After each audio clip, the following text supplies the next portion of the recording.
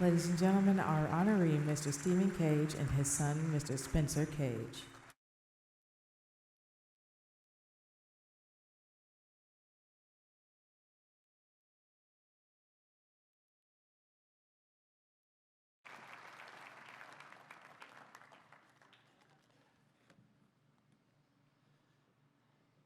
My entire career in sorting, inspection, quality control was built on fixing problems.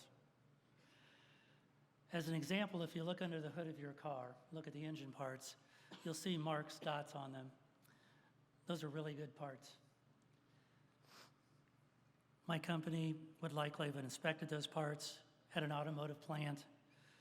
When a car plant determined that there was a defect issue, and we would inspect good from bad. This helped eliminate defect products and parts becoming to your automobile. Does anyone remember what cars were like prior to 1980? Well, they'd last about 2 years. They were pretty bad, and you'd luckily limp the car back into the dealership to get a new one, or they'd have to come pick it up. Well, what we did is we really improved the quality of cars in the United States. We made cars better, lasted considerably longer, and safer. The day Spencer called me with his diagnosis of type 1 diabetes, that was a really tough day. Lots of crying, lots of holding, lots of comforting. Confronting a problem like type 1 that could not be fixed was nothing but short of horrible for me. Just horrible. There was no process, no system, no solution that would make my son better. Luckily, we reached out to JDRF for help and received a very committed staff and volunteers to answer a lot of questions and give us comfort. You were very, very helpful. Let me tell you about Spencer a bit. Spencer's an amazing young man that has had type 1 diabetes since age 13. He just turned 23 May 7th.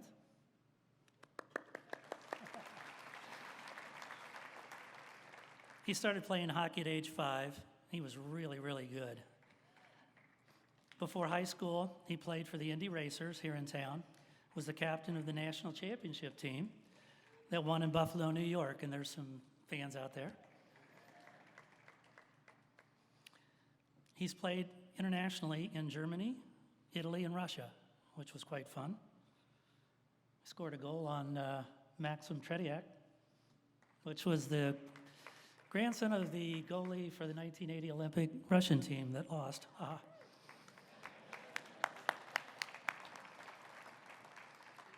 He played hockey at Culver Military Academy in Middlebury College as a defenseman. His best qualities in hockey, to me, were leading, defending, assisting, scoring, skating. Beautiful to watch. Not sure there's much else left, but he was really good, really fun to watch. I don't think I missed hardly a game. He was just honored as a NESCAC Division III Academic All-American.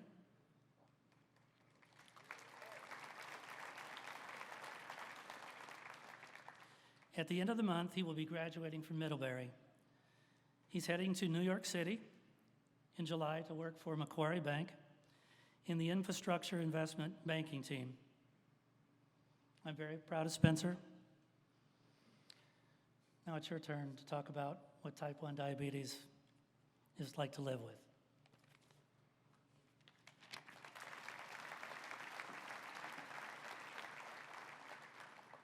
Thank you, Dad. I am honored and extremely grateful to be standing here in front of you this evening. To be part of such a special event like this truly shows that the fight towards a cure remains powerful and strong. This gala is actually where my diabetic journey began. I vividly remember how badly my 11-year-old self did not want to come to this event. I was a young kid being forced into a tiny little suit, suffocating on a red tie done too tight around my neck. I remember walking around admiring how puffy and shiny people's hair was. But hey, that was 2008. Even though I was reluctant to attend the gala that year, I can still recall how important that night was. To my mother, also happy Mother's Day.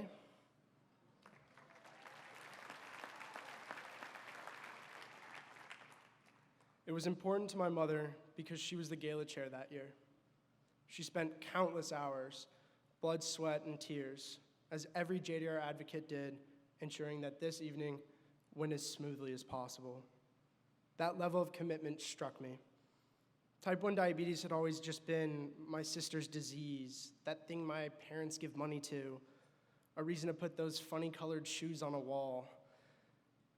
But that night, it became something more. As an energetic kid enjoying the bliss of childhood, type 1 diabetes seemed like background noise until I got sick. Not the kind of sick where you play up so your mom keeps you home from school, but the kind of sick where you really think about the days when you were healthy. I was peeing every hour. I was so tired at school, I fell asleep in every class. Well, that wasn't exactly new. But most notably, I was slow on the soccer field and even slower on the ice. I just felt off.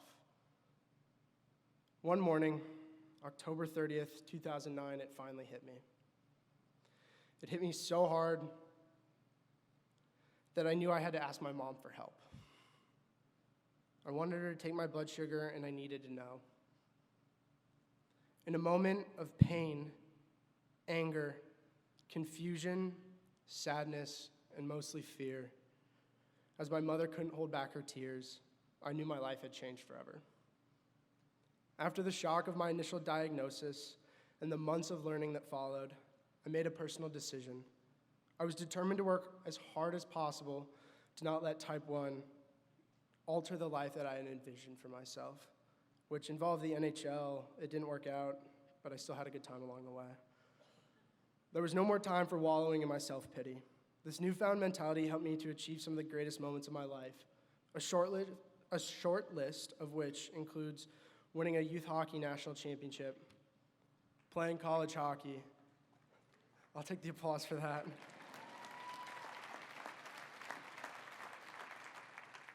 Climbing mountains, and even backcountry skiing.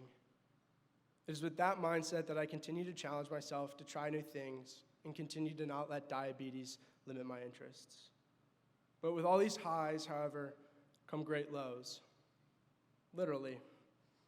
Emergency room visits, panic nights of force-feeding sugar, glucagon shots on the top of mountain peaks, and the loss of loved ones. The unfortunate frequency of these events is why we are here tonight. That low of being diagnosed, the low of emergencies, the low of medical expenses, the low of that constant fear that every diabetic and their loved ones live with.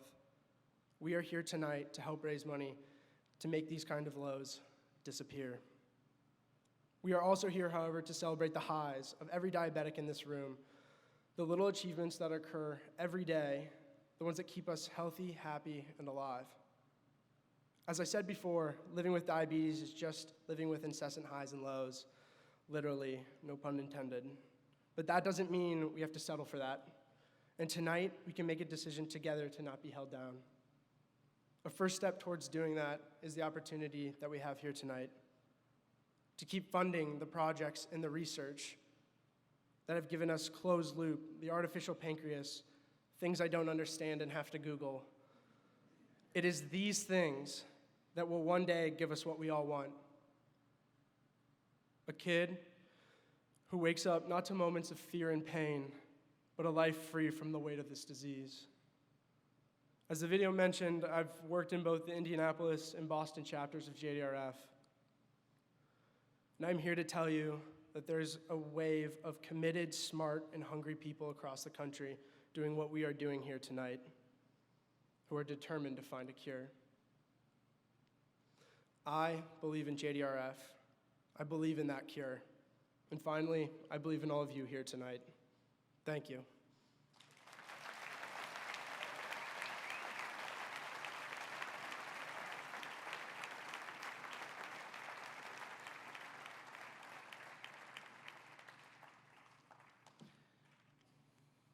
Is that a great kid or what?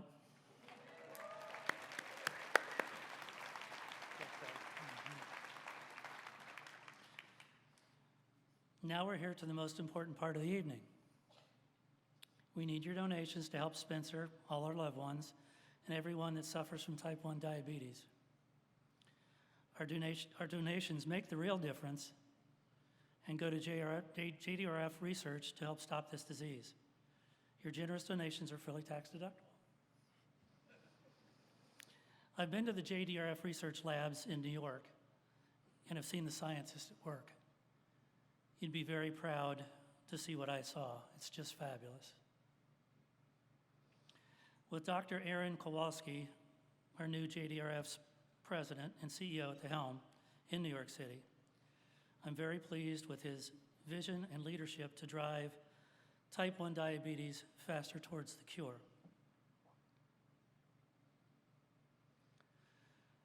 I would now like to announce my lead gift